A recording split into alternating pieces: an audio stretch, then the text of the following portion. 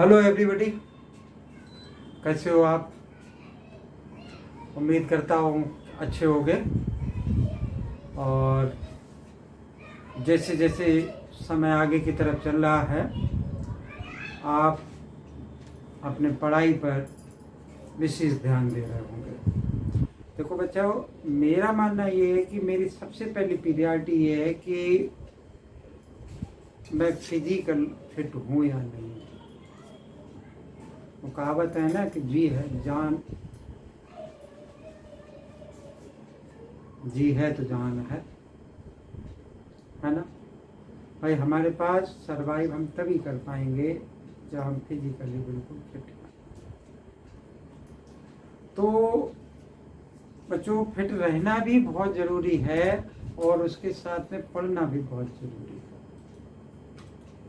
हम आज आपको बताएंगे कि ये चैप्टर 2 है क्लास 11 का, रिलेशन एंड फंक्शन। तो इसमें बच्चों पहले जो टॉपिक में चैप्टर में क्या क्या है, इससे पहले की वीडियो में मैं बता चुका हूँ आपको। अगर आपको देखना है तो आप चैनल सब्सक्राइब कर रखा होगा तो नोटिफिकेशन में आप प्लेलिस्ट में जाएं, वहाँ मिलेगा। और चैनल अगर सब्सक्राइब नहीं कर रखा तो सब्सक्राइब पहले करें और वो वीडियो देखें, तभी आपको आगे की कहानी समझ में आएगी। तो बच्चों, इस चैप्टर में क्या क्या है ये मैंने पहले की वीडियो में आपको बताया है। तो आज मैं बात करूंगा इसमें रिलेशन की। तो रिलेशन से पहले क्या था वो मैंने बताया था। तो आज मैं बात करूंगा कि व्हाट इज द रिलेशन।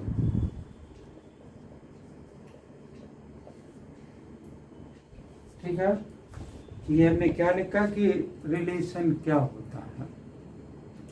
बच्चों देखो, जितनी भी बुक आप पलट के देखोगे सब में अलग अलग तरीके का एग्जाम्पल होगा। भाई सबसे पहले ऑर्डर्ड पेयर यानी कार्टेशियन प्रोडक्ट। उसके बाद रिलेशन में डोमेन के बाद रेंज के बाद कोडोमेन। उसके बाद फंक्शन, फिर different types of the function, फिर कौन सा रिलेशन फंक्शन, कौन सा फंक्शन रिलेशन नहीं। ठीक है ना।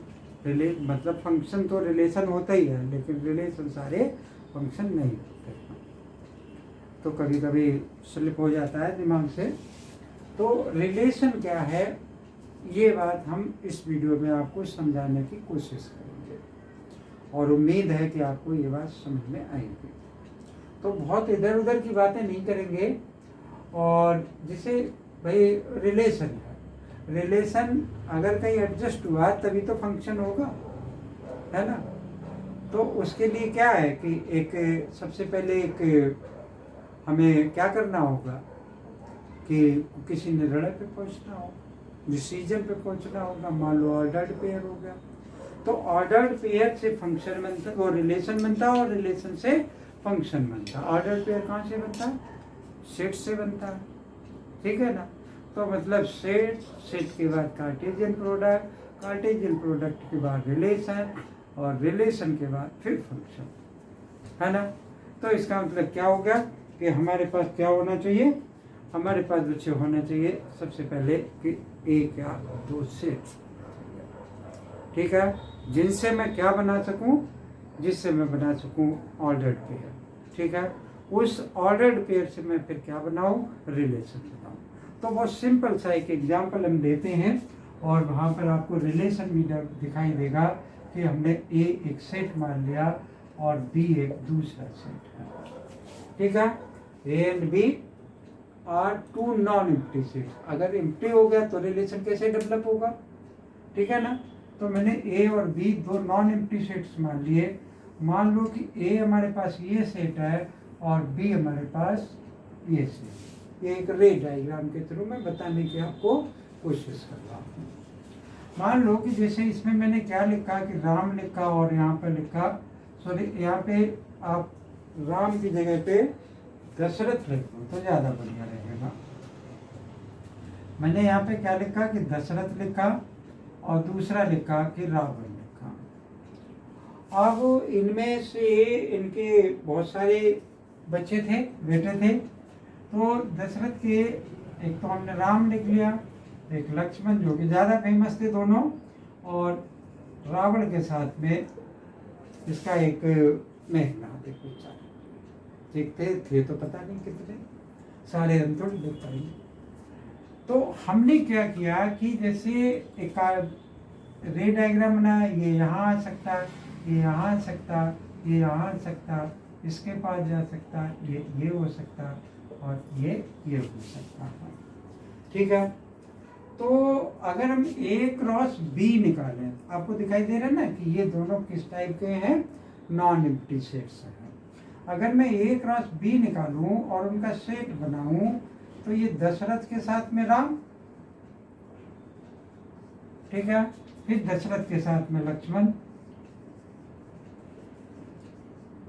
और फिर हमारे क्या हुआ कि दशरथ के साथ में मेघनाद हुआ, और फिर इसी तरीके से रावण के साथ में ये तीनों आ गए, राम हुए, फिर रावण के साथ में लक्ष्मण, और फिर रावण के साथ में मेघनाद। तो बच्चों ये तो हमने क्या बनाया है, सिर्फ एक ऑर्डर्ड पेयर बनाया। क्या बनाया? एक ऑर्डर्ड पेयर बनाया। इस ऑर्डर्ड पेयर में से मुझे क्या ढूंढना है, मुझे ढूंढना है एक रिलेशन। तो वो रिलेशन अगर सपोज कर लो कि मैंने लिख दिया A is the father of B, A is the मतलब सेट A में जो दे रखा है वो सेट B का फादर है। अगर मैं आपसे ये बात पूछूं तो एक ये जनरल सा क्वेश्चन है, तो मैंने यहाँ लिखा कि सेट A का जो एलिमेंट है वो A is father of B, father of B। तो अब एक रिलेशन डेवलप हो गया। तो अगर वो रिलेशन डेवलप हो गया तो वो रिलेशन क्या होगा हमारा, भाई दशरथ के पुत्र राम थे तो ये हमारा इसमें आ जाएगा, ठीक है, और दशरथ के पुत्र लक्ष्मण भी थे, लक्ष्मण भी, ठीक है। फिर दशरथ का के पुत्र मेघनाद नहीं था, और रावण का पुत्र राम नहीं था, और रावण का पुत्र लक्ष्मण भी नहीं था, रावण का पुत्र कौन था, मेघनाद था। तो यहाँ पर क्या आ गया, रावण और मेघनाद आ गया। तो अब आप देखो कि ये एक रिलेशन बन गया, ठीक है ना, भाई दशरथ के पुत्र राम और दशरथ के लक्ष्मण और रावण के मेघनाद। तो ये एक रिलेशन बना करके, इस रिलेशन को अब आप क्या देखोगे कि ये जो भी ऑर्डर्ड पेयर आई, ठीक है, बहुत सारे ऑर्डर्ड पेयर इसके सबसेट है। इसका मतलब ये रिलेशन क्या हो गया कि इसका सबसेट हो गया, R is a subset of A cross B, ठीक है। ध्यान से आप देखेंगे कि आर इज ए यानी रिलेशन जो बना है वो सबसेट है A क्रॉस B का।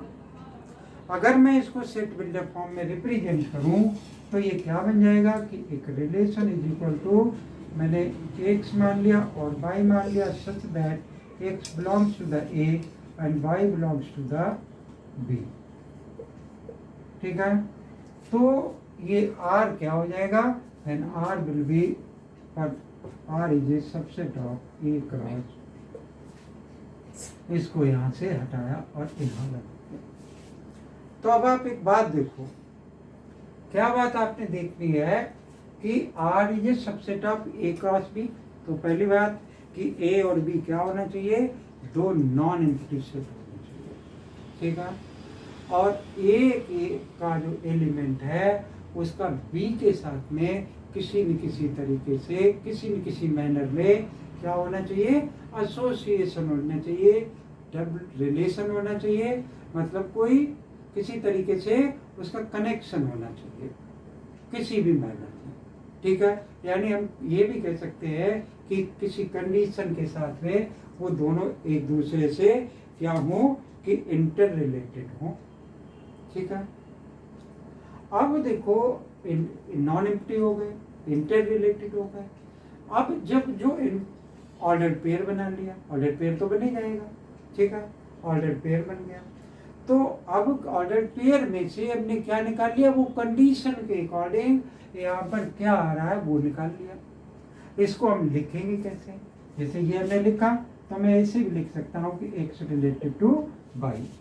Okay, X related to Y, ठीक है ना। ये जैसे ए और बी बाई एक्स और वाई एलिमेंट लिखा, इसको मैं यहाँ पर न भी लिखूं ये लिखा जा सकता है। ओके, तो ये क्या बन गया, एक रिलेशन बन गया बच्चों। अब आप एक बात देखो कि जब ये रिलेशन हमने डेवलप कर लिया, ये रिलेशन हमारा बन गया, तो इसमें आगे की तरफ क्या जाएगा उसको हम देखने की कोशिश करेंगे। भाई इसके आगे और क्या होगा कि भाई रिलेशन बन गया, तो अब और आगे चैप्टर में इसमें रिलेशन के अंदर क्या होगा उस पर करें। इसको हम रब कर देते हैं।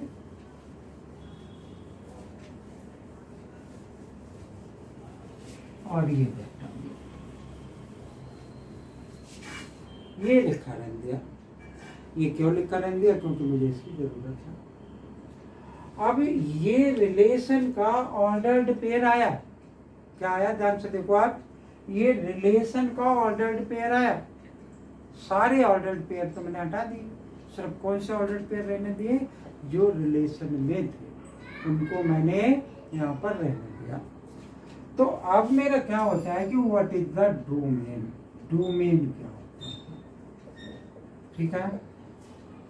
फंक्शन और रिलेशन के डोमेन और रेंज में बच्चा घूमता रहता है, तो पूरा चैप्टर पढ़ जाता है, बहुत सारे क्वेश्चन करा देते हैं, उसके बाद भी हर एक क्वेश्चन में ये डाउट कि what is the relation, what is the range. तो डोमेन क्या होता है कि हमारा जो रिलेशन आया निकल करके, उसका जो पहले वाला एलिमेंट होगा उसको हम क्या कहेंगे, डोमेन कहेंगे। यानी क्या लिख सकता हूं मैं कि a set of elements,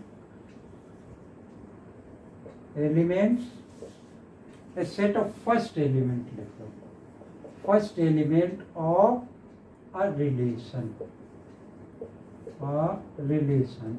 is said to be domain, is said to be domain, ठीक है। तो इसके अकॉर्डिंग आप देख लो कि डोमेन बराबर क्या हो गया। ऐसा भी मैं लिख सकता हूं कि डोमेन ऑफ द रिलेशन, लेकिन डोमेन इज इक्वल टू मेरा क्या बन गया, किस चीज का सेट है, कि दशरथ आएगा और क्या आएगा, रावण आएगा, ठीक है। अब आप कहोगे कि सर जी सेट ए के सारे एलिमेंट इसका मतलब डोमेन हो सकते हैं, हर केस में नहीं हो सकते। हो सकता है कि पहले वाले के सारे एलिमेंट का दूसरे में रिलेशन ना हो, ठीक है ना।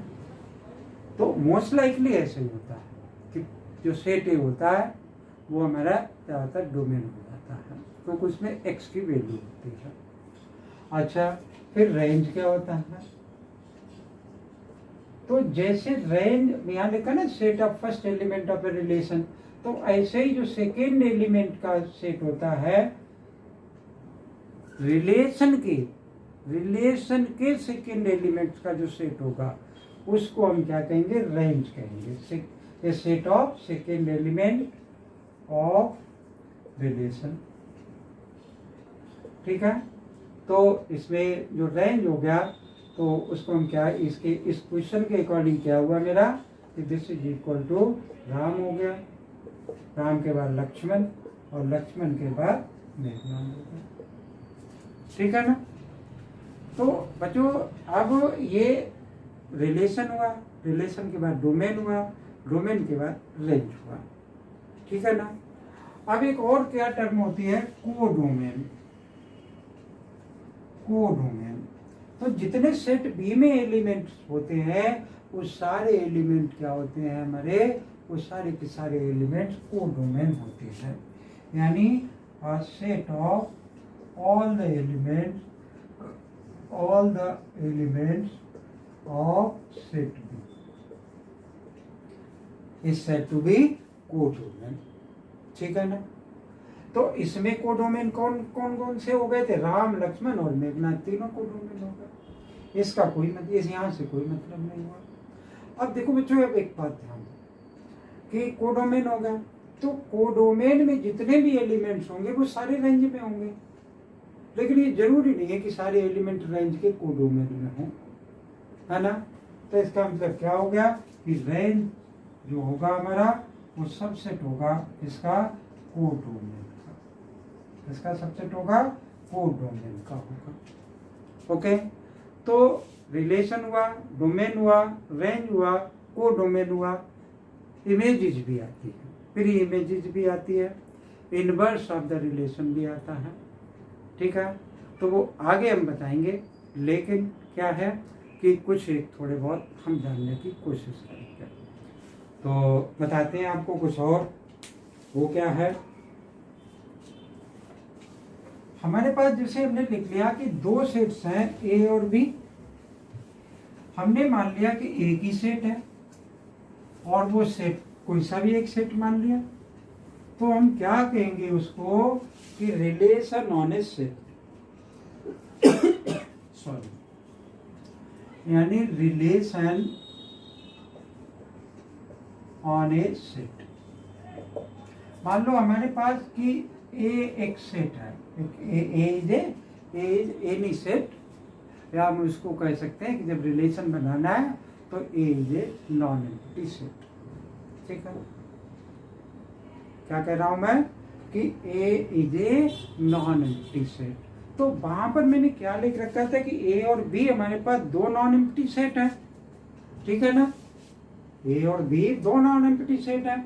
यहां मैं क्या कह रहा हूं कि मेरे पास सिर्फ ए एक नॉन एम्प्टी सेट है, देन एक relation R is a subset of A cross A is said to be relation on a set.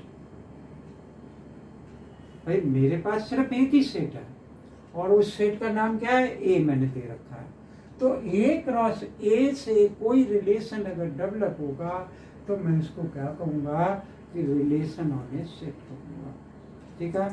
तो एक बात और भी आपने ध्यान रखनी है, वो क्या ध्यान रखनी है कि हमारे सिलेबस में क्या है, सिर्फ बाइनरी रिलेशन है।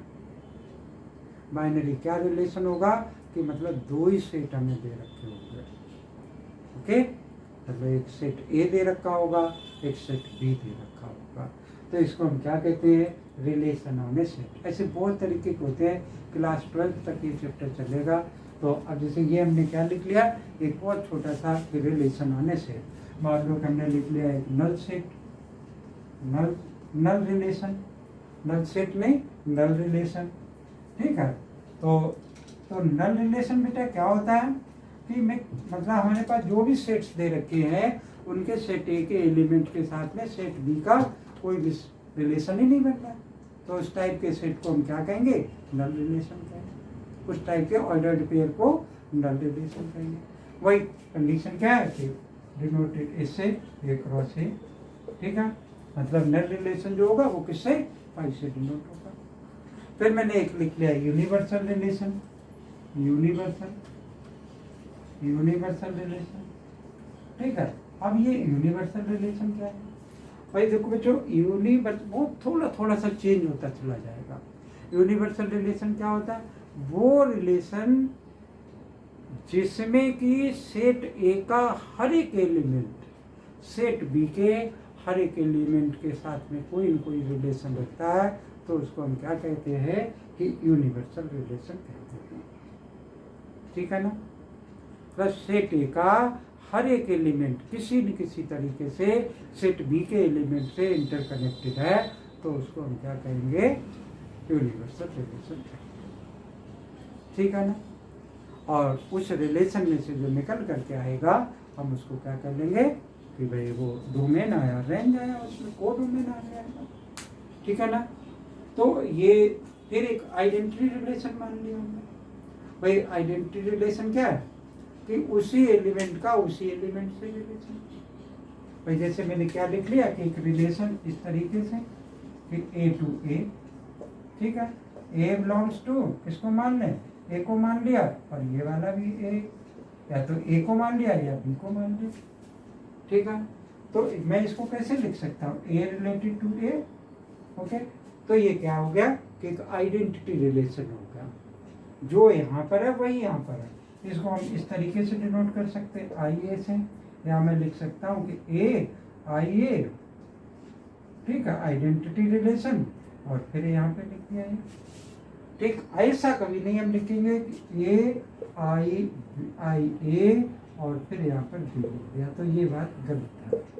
ठीक है, जो अगर आई ए लिखा हुआ है तो ए यहाँ पर, तो ए यहाँ पे, वन यहाँ पे तो वन, यहाँ पे टू है, यहाँ पे तो टू यहाँ पर है। ठीक है, तो उस टाइप के रिलेशन को हम क्या कहेंगे, आइडेंटिटी रिलेशन कहेंगे। ठीक है, अच्छा, तो ये कुछ different type of the relation थे जो हमारे क्लास 11th में बहुत कम इस्तेमाल होंगे। सिर्फ यूज क्या होगा, डोमेन क्या है, रेंज क्या है, को डोमेन क्या है, यही हमें फाइंड आउट करना पड़ेगा, वो भी सिर्फ रियल नंबर के साथ में। ओके, उम्मीद है कि व्हाट इज ए रिलेशन मैंने बहुत तसल्ली से बताया, आपको समझ में आया होगा। अगर समझ में आया तो वीडियो को लाइक करें, चैनल को अगर सब्सक्राइब नहीं कर रखा चैनल को सब्सक्राइब करें। एक बात और है बच्चों कि मैं शाम के टाइम ऑनलाइन क्लासेस लेता हूँ। अगर आपको लगता है कि सर का पढ़ा हुआ समझ में आ रहा है, ठीक है ना, तो मेरा लिंक डिस्क्रिप्शन बॉक्स में दे रखा होगा, मेरा फ़ोन नंबर दे रखा होगा, व्हाट्सएप नंबर दे रखा होगा, आप मेरे से कांटेक्ट कर सकते हैं और मेरी ऑनलाइन क्लास ज्वाइन कर सकते हैं। थैंक यू, जय हिंद।